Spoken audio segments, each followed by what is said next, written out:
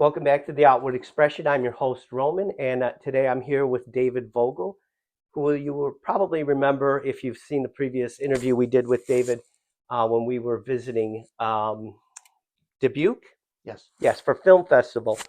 That was actually my first interview, and I'm back today with David to discuss something I think he would has a unique perspective on, and that is David is an actor and a member of the Screen Actors Guild. Is that correct? It is, yeah. Okay. And David has some insights on the field and balancing his career in acting and balancing that with a family life. So, with that, David, you want to tell our audience a little bit about your experience with that? Sure. So, when I got started, I was in high school, and if you want the whole story of how I even found the This is long form video. You Sure. tell us your story. So, I'm sitting in an English class as a sophomore in high school, and it was midday, roughly, and the classroom directly behind us, every single day, it sounded like there was a party going on. And just laughing and just like desks crashing. I mean, it literally sounded like sometimes there was a brawl going on. So I went to my counselor, Mr. Murdoch, and I asked him, I've got fifth hour literature with Miss Johnson Manis in the classroom behind me. Just what is that class and what's going on in there? And he looks it up and, oh, well, that's acting A and B. Like, okay, well, what is that? He's like, well, they basically break down plays and scripts, and they some improv, and it's they dive into the world of literature and acting and taking scripts off the page and bringing them to life. And I said, sign me up. I want to be in that class next semester. Yeah, there you go. So, the next semester comes up, and I'm in the acting A and B class, and after the second day, I knew that this was something that I wanted to do for the rest of my life. So I began embarking on that. I got my driver's license when I was 16, and my parents wouldn't let me take the car into the city during the week because of traffic and so on and so forth. But I begged them, and they would let me take the car into the city on weekends. And so I started signing up for acting classes at the Players Workshop in the city, and there was a studio called Act One, and began teaching myself the business and what it takes to become an actor. Living in Chicago, Chicago is not the most conducive place for that career. Most of the work is either cast out of LA and New York. So, yeah, I started training and taking classes and building at least a small resume from an education standpoint. And then I found an opportunity. Some friends of mine started dating a couple of these girls, and a modeling studio had come into their school to talk about career days, and the girls learned about this modeling studio that was in Chicago. It's called John Casablancas Modeling and Career Studios. And of course, hearing this, it intrigued me because that's kind of what I was sort of embarking on. So I started asking the girls questions about it, and I took that information and started doing my own research and contacted this place and ended up going down there and interviewing to be to get into their male school division, I guess, if for lack of a better way of explaining it. They would hold these like 8-12 week long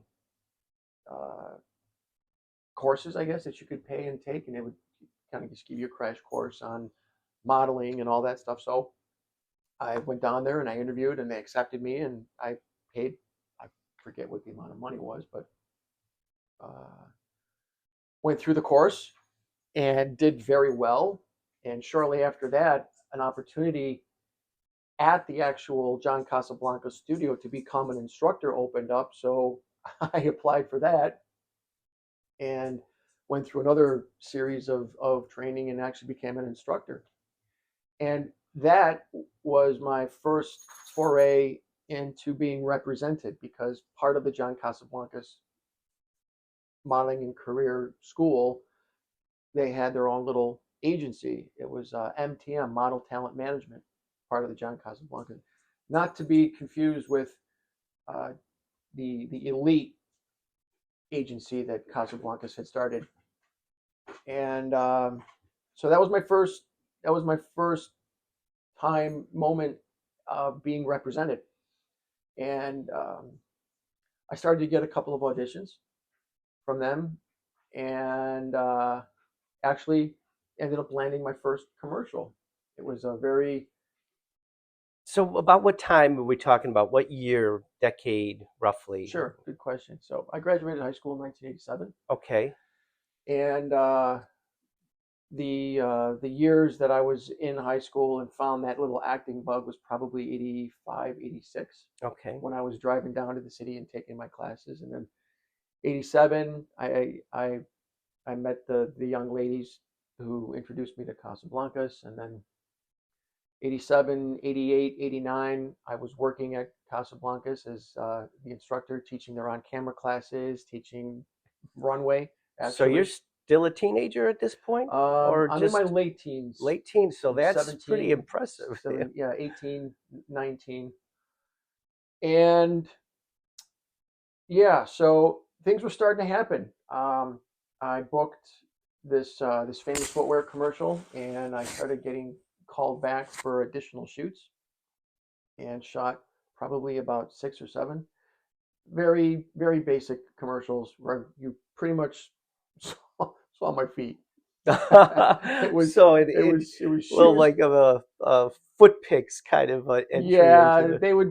they would do some panaways, where Uh-huh. you could kind of see, like, two young men, shooting basketball, playing basketball, or walking across a street sidewalk or something like that. But the point of the commercial was to sell shoes, so it was a lot of my feet. You Okay. probably wouldn't recognize me at all, but it was work, right? And it was getting me really good experience on what a call time means, and what wardrobe means, and what makeup means, and then the actual, really getting into the weeds of being on set and taking direction from the director, hit your mark, and all of those things, and just really cutting my teeth on what it means to be an actor and to be on set and to learn all of the jargon and all of that stuff. It was really, it was great. It was fascinating. It was exactly what I'd signed up for.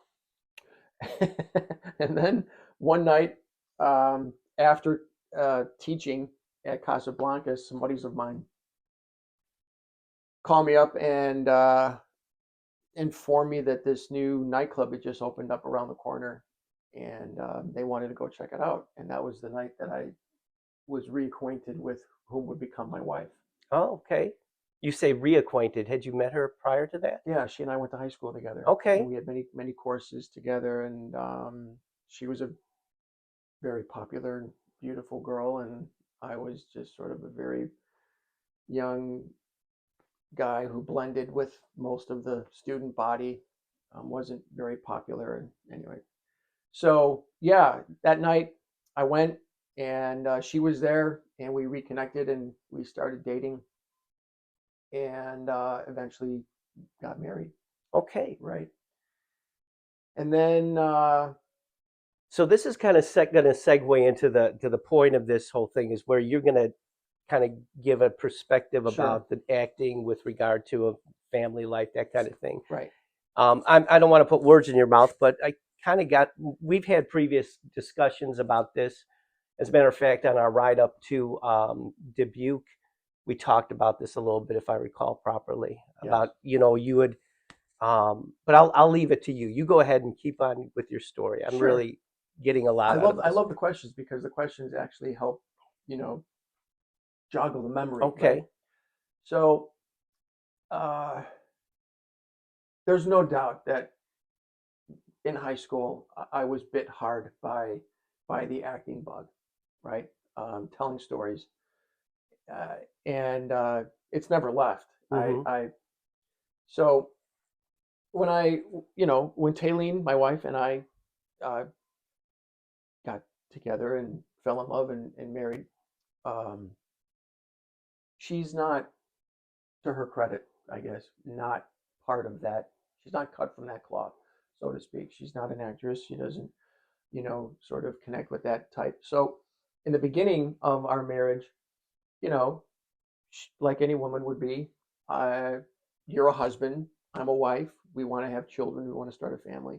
So the acting thing, you know, can can be a hobby, basically. You can go scratch that itch, when you feel the need to, and I bit into that. I invested in that mindset, and for the first several years of our marriage, it was a struggle.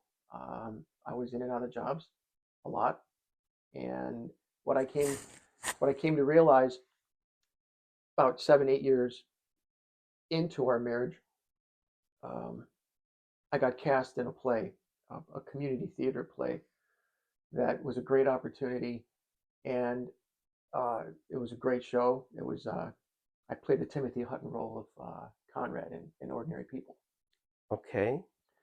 and um, the the conclusion of that experience basically validated my talent without sounding, pompous or anything like that. I don't want to come across as being you know, there were a lot of people in my life, family, parents, wife, right, who um, thought the acting thing was just this, oh, it's just this little hobby kind of thing that, he likes to do. And they come and see this show and basically come to realize that I, I guess I have the chops. I This is something that I can and should pursue. So that was a very uh, positive turning point, and at that moment. So that's when I began. I was probably in my late 20s. Okay. So are we in the 1990s here? Some. Oh yeah, Yeah, about that. yeah. Okay. My daughter just been born. I remember we um, closing closing night of Ordinary People was a great show.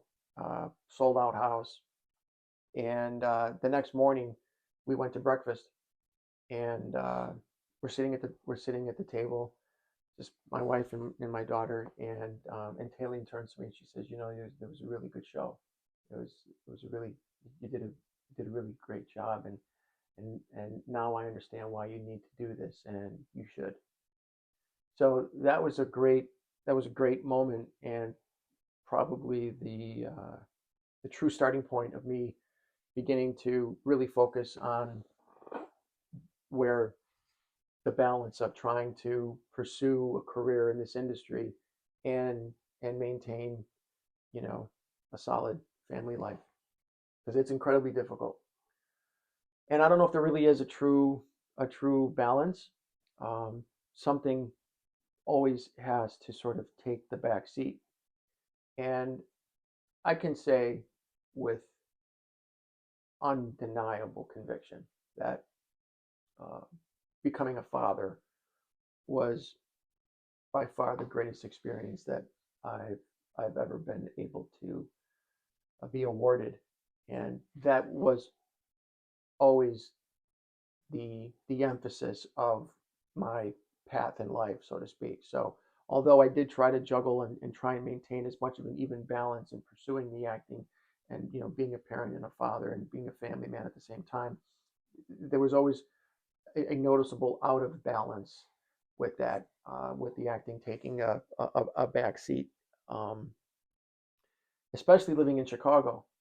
Chicago is certainly not the market that someone who wants to be a full-time actor in. Uh, you really need to be in LA. You really need to be in New York. New York is a very big theater. focus, and LA, of course, is the film component of it. But it was it's tough. It's tough, in any industry, in any field. This is something that I've sort of come to realize, and a little saying that I've used to help keep me in check, but also, to help younger people. Like I would mention this, I would say this to my children to help them understand. Uh, you. Let me just say it. So, in any industry, in any field, and I may have shared this with you, anybody who is somebody knows everybody. Right. Okay. Yeah, you have made. Yeah, I do recall you having said that. Yeah, for sure. So, and learning that is important. And I think it's something that needs to truly be learned. It's not something that can be taught. There's a way that you need to conduct yourself. There's a way that you need to behave. And when you live in Chicago and you want to be a full-time actor, there is very little room for mistake. So where I'm kind of going with this is when you walk into an audition room, the people that are in that room are important people, and there's P's and Q's, that you do and you don't do. Um, because if the people in that room are somebody, they know everybody. And if you say something, if you don't say something, an expression, a look, a mannerism can Being have an late. absolutely being late, not listening or paying attention to the specifics of what the audition was calling for. Like if you're going in to read for, you know, uh, a military person, you typically want to wear something that would offset, being looking like military. So if you show up, wearing a baseball outfit or wearing an athletic outfit or something that's sort of very out of character, you might not get a reaction from those, who are in the room. But make no mistake, They've taken note. absolutely, Yeah. they've taken note. And So continue with your story. I'm going to go check on Bella. That's the noise you heard. I'm going to be right back. sure, You keep going with your story. absolutely. I'll be just a moment. So if you if you make that little misstep where the audition calls for, specifics, and you don't pay attention to that, you didn't do your research, you didn't read the description of the audition itself, uh, you walk into this room, which is an opportunity, and opportunities don't, it's not like leaves falling off a tree. There's not thousands of them. uh, what you've done is you've wasted the time of these people, and they take note of that. So making a simple mistake like that can literally cost you future auditions. They're gonna first, what you've done is you've completely removed any chance of them taking focus on you and your ability, regardless of how well you perform the content, you perform the lines, you perform the scenes. You've already set the stage for uh, you know not a positive outcome, because now all they're doing focusing is on, did this guy even read the specifics of the audition? He came in dressed like a baseball player, and it's clearly a military role. I mean, I'm I'm painting a very, broad picture, But you but can see how somebody who's in a position to cast a play or a movie would take offense, absolutely, you know, yeah, is exactly. this person taking this seriously? Exactly. Time is Yeah, money. right. So, you're in that room with a prominent, very connected, very respected casting director. And you walk into their room, you've just wasted their time. You've wasted all the other actors' time behind you who are waiting to come in. And you've already established a reputation for yourself. And some reputation is something that you work on every single day of your life. Your reputation is what precedes you, and you can ruin it in a matter of 30 seconds just by walking into a room and being inappropriately dressed. So, for an actor who wants to have a career and is headquartered in Chicago, there's very, very little room for mistake and mishap, because you don't want to establish a reputation for yourself that this is just a person who's, This is a hobby for him, yeah, and it becomes evident in that moment. right. So yeah, So it's not easy. It's right. it's it's not easy. And then of course just the overall cost of life. Trying to maintain a Did you have a day job oh, at this absolutely, time? Yeah. Okay. absolutely, yeah. Always had a day job, and that's actually a really good question, and it really can really spread a lot of color into the conversation regarding the balance of trying to get yourself to that point where you're a full-time working actor, and you have this beautiful family. So when you get an audition, you don't get to tell them when you're available. The phone call comes in, your agent calls you up and says, I have an audition for you. It's tomorrow at 1 o'clock. It's at such and such casting agency. Can you go? And you basically have to say yes, because these agents, specifically the talent agents who get you the audition at the casting agency, they're working their tail off to get you the audition. So you don't really have any opportunity to say no.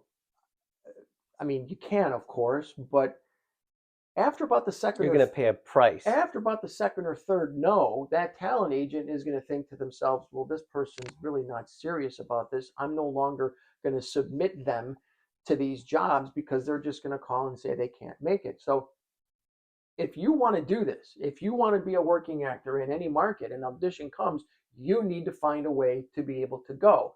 And that requires working in jobs where you've got flexibility. So did you know that going in, or did somebody just give you advice with regard to that, or is that something you just instinctively knew? It's something you, if you don't instinctively know, you simply learn it very quickly. Okay. You learn it very quickly, right? You're working in a warehouse, and you get, now keep in mind at the time Cell there's no phones. cell phones, Yeah. right? You're either getting a message at your home phone, or you're carrying a beeper and you get the beep from your agent and you call, showing you understand, going back 25 years, the modes or methods of communication were a lot A more, lot different. yeah. So the audition comes in and you're right for it. You basically tell your agent yes.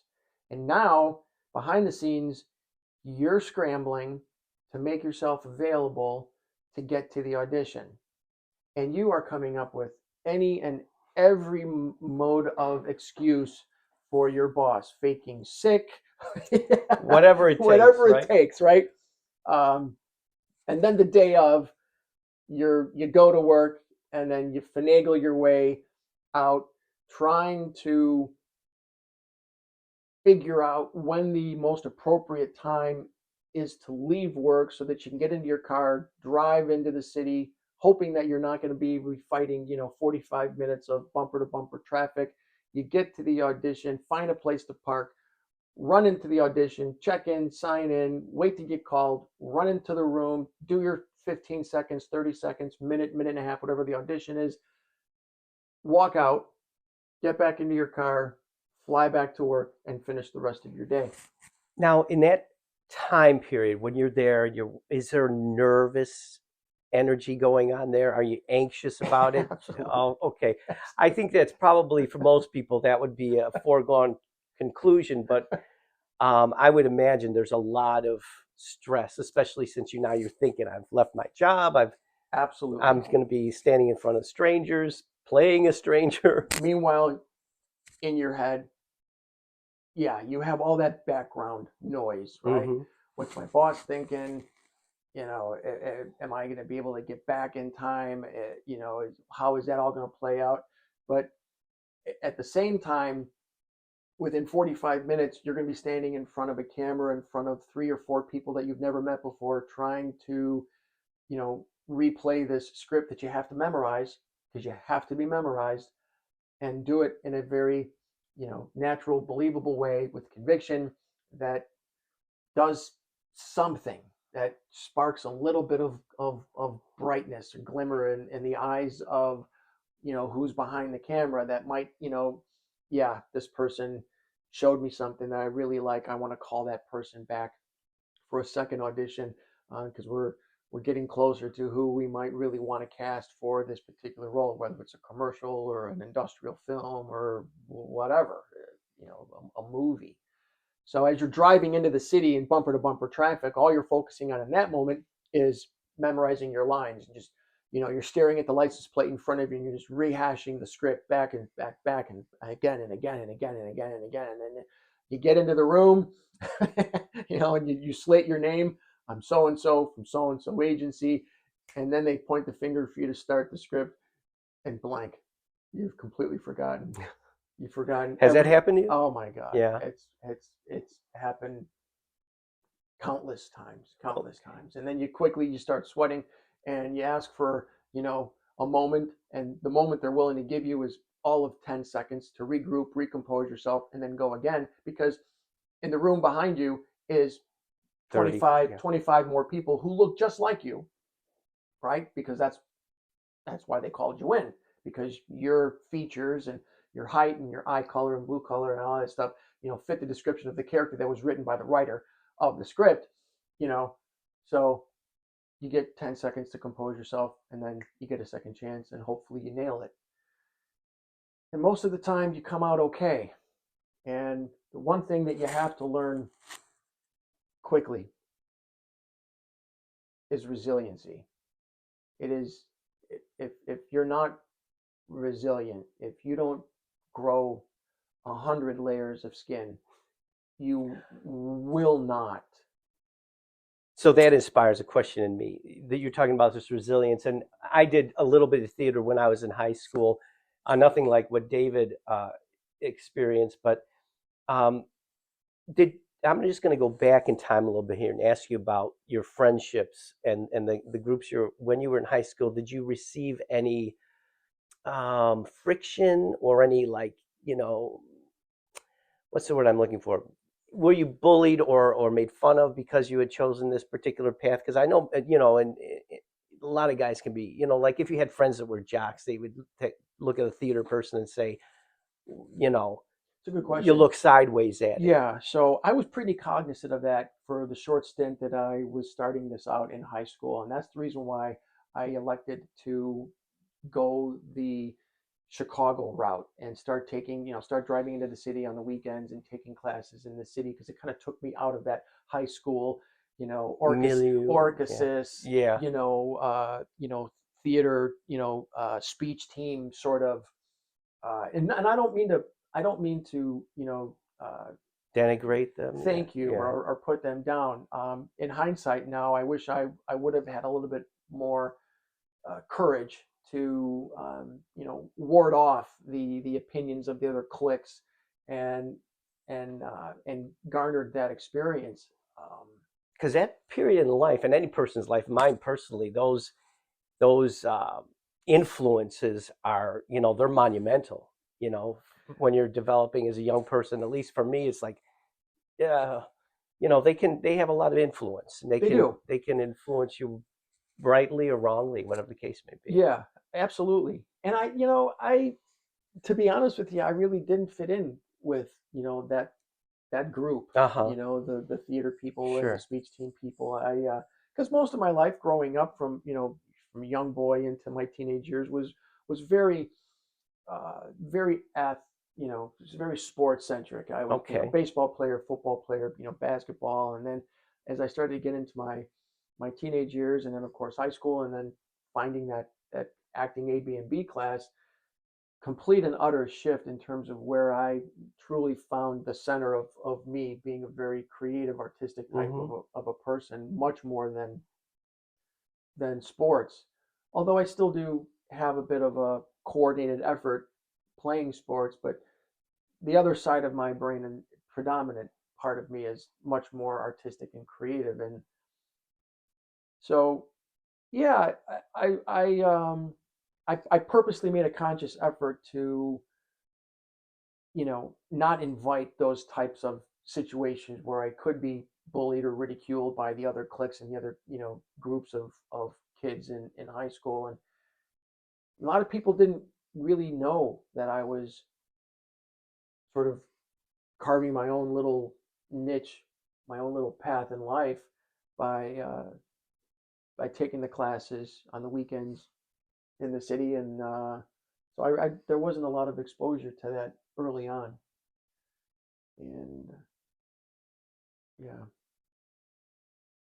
So that's interesting. So we're in the 1990s still here. Are you a member of the Screen Actors Guild at this point, or is that something that's down It is in down the the road. yeah. Yeah. So, getting into the Screen Actors Guild is a it's an obstacle in and of itself. So, in order, it's man. Now that I start to look back at how how thick the wall, is in that industry to penetrate. Um, Most of the time, like anything, it's all about money, time, and money. So if you're a casting director and you've been given this job to cast, you pretty much want to go to the small little group of guys that can time in and time out make your agency look good, right? Because that's what it's all about. Time and money. I need to quickly get this role filled, and and this is this is my perspective on how I believe things just sort of came. I guess it's my way of understanding the system. Um, yeah, over the course of the 90s and into the 2000s, Chicago started getting some really big work. All the Chicago shows started coming in. There was, Chicago PD, Chicago Fire, and Chicago Med, and even ER. yeah, and even before that, before those three main shows, there were some other. Chicago was starting to get some really good work, and I would go on these small little commercial auditions at some of the main casting agencies within Chicago, and when you go into these agencies, they're it's not uncommon for them to be casting multiple jobs at the same time. So you go into the sign-in sheet to sign your name in that you're there, your call time and all that stuff, and you can see the other sign-in sheets for these other jobs, and I'm seeing Cupid and Prison Break and all these other really good meaty TV film roles, and I'm like, why am I not getting called in for any of this? Why not me? Why I'm a 30 something relatively good looking, I guess, fit guy. I mean, why am I not getting these these auditions? And it's incredibly frustrating, and it plays into you know, to Your ego, your maybe a little bit. your ego, but also your self esteem. Am, am Yeah. I Okay. am I not good enough? Right. Why? That just that constant aging question. Why not me? I And can't help but wonder if part of that, and you may know, well, you obviously would know more about this than I would, but could that partly be who you know, not necessarily who you are or what you can do? absolutely, and you're Yeah. taking this exactly into kind of the direction that Okay. I wanted to go. So you have to you have to smother those voices that are in the back of your head, and just not listen to them, and just keep going, keep going into those auditions, keep being professional and polite, and doing the best job that possibly can, because it goes back to that reputation. No matter what, you're always continuing to build on your reputation. Yeah, this guy David Vogel, man, he keeps coming in and he keeps doing a good job. He's solid, and eventually that that snowball begins to grow, and it begins to get a little bit larger.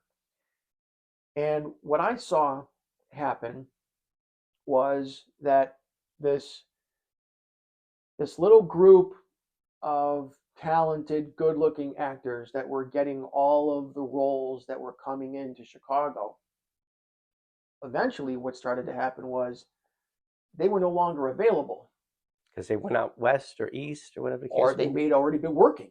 Okay, They might already be on gotcha. a show, Okay, right? So it forced some of these, predominant casting agencies to start opening up the door a little bit.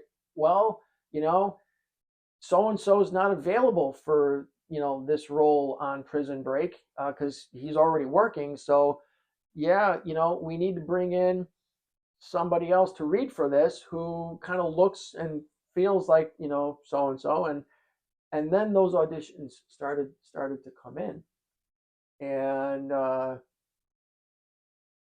auditions just started to come in, right? But those were opportunities, and if if you don't allow yourself to break from your focus of just always being polite, professional, on time, and just doing the appropriate thing, eventually you're going to get to a point where it's not who you know, it's who knows you. okay. You follow me? Yeah, I do. Yeah. So after you've gone into that audition room for that Chicago Fire audition 15 times, and 13 out of the 15, you've done a really, really good job, solid job, where you've really made note. Wow, that was a solid audition, Vogel. Now that casting director knows of you. And when that job, that role, I'll give you a perfect example. I I had cast a national commercial for Bayer, Bayer, Bayer Agricultural Company. Hmm. They had a product that for farmers, and apparently I looked like the farmer, and I wore the hat, and I got cast as this farmer for this national commercial. I was on set shooting that commercial when my phone rang from my agent, and Chicago PD had just shot this opening scene for season 2, and apparently they didn't like what they shot. They didn't like the original actor. They just thought that it when they went back to the editing room and were looking at the video footage and the clips and stuff, they just didn't really like it. But because of previous auditions from other work, other shows, other commercials, I had established a reputation for myself of being solid, I guess, consistent, probably a better word. My agent calls me up and says, "You you booked you booked Chicago PD. Um, are you going to be available to shoot XYZ days? And as it turns out, because of previous audition work, this casting agency knew that I could potentially handle this particular scene, this particular role, and I ended up getting cast in a reshoot, and it ended up becoming the opening teaser scene for the first episode of season 2 for Chicago PD. So, you know, being resilient, not allowing, um, you know, those The vicissitudes. yeah, great Yeah. word. So let me ask you: did you become as a part of being part of that reshoot? Did you become a cast member for Chicago PD? Were you a Oh regular? yeah, circle back to that. So yeah, getting into the Screen Actors Guild, you just don't decide to join, right? You have to be invited to join, and it's kind of a confusing kind of a confusing setup. They have this what they call Taft-Hartley status, and I really don't want to confuse or dive into that. But um, you're allowed as a non-union actor the privilege of booking a union job as a non-union actor, and you you have to book so many of those where at at that certain point you become what they call a must join. So you you have to earn the right. In other words, you have to earn the right to join SAG, and you earn that right by booking SAG jobs. The only way you're going to book a SAG job is by establishing a reputation that you've got the chutzpah to be on set in in a union, in a SAG franchise job. So, and yeah, it's a road hard traveled, and it you know it's it not everyone's story is the same. There are those people who are just very lucky. They just happen to be at the right place at the right time, and they don't have to endure the path that I had to take to get to where I am. And in the grand scheme of things, I'm really nowhere because because I chose family first. Okay, so let's broaden the focus here a little bit, and let's talk a little bit about how these experiences, what kind of influence do they have on your home life, would you say? If Sure. that's not too personal a question, because No, not at all. kind of what we're. Yeah, there's always a give and take. Um, there are those moments where you're cast in a show, a theatrical show, and you're on a stage, and the commitment for that is not a couple of days; it's months, right? You've got 6 weeks of rehearsal right off the bat, right? And rehearsal is going to consist of at least 2-3 times a week, probably in the evenings, and that's that's time away from the dinner table. It's time away from helping with homework, and hopefully you're home in time to at least give them a kiss and put them to bed, tuck them in. After the 6 weeks of rehearsal, you've got a week of tech where you're beginning to incorporate the lights and the sound elements of the show. And then after that, you get all those bugs and wrinkles ironed out. You end up going into a week of dress rehearsals where now you're beginning to, really tighten up the show and introduce the other mechanics of how much time is it going to take this actor to get out of this outfit into this outfit in between scenes, and so on and so forth. And then after you get a week of dress, the show opens up, and the show is typically a 6 week run. So you can imagine Now you we're get talking about stage play or a stage television, a stage show. play. This is Okay, this okay. is the stage, which is the true, it's the true. Heart of It is the. the essence of acting, Okay, yeah. right? I mean, yeah, you, in my opinion, in my opinion. You truly groom your skill set as an actor by doing theater. Um, because for me, believable acting, if you're in the moment and you're living the moment, you're not acting, and that's the irony to what it means to be an actor. It's really kind of sort of on its head, if you will. So is that a skill that can be learned, or is that something you feel like can be taught, or is it just like is it part of a person's DNA? Maybe, or I imagine obviously there's some people better at that than others, but can it be taught? Like for example, to somebody who doesn't have like a level of natural talent, you think? It's I think it is the $1 million question. Um,